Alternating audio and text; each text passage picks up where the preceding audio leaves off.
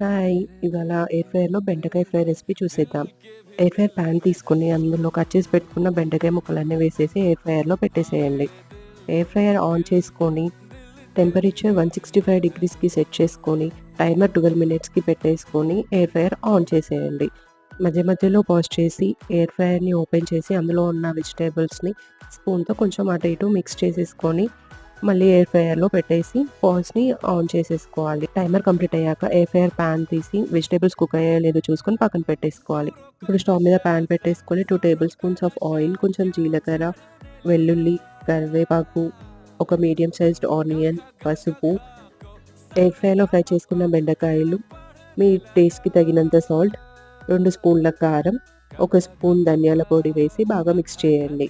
ఒక 2 minutes stove మీద అలా ఉంచేసి కొత్తిమీరతో గార్నిష్ చేస్తే బెండకాయ ఫ్రై రెడీ అయిపోయింది. Please do like, share and subscribe.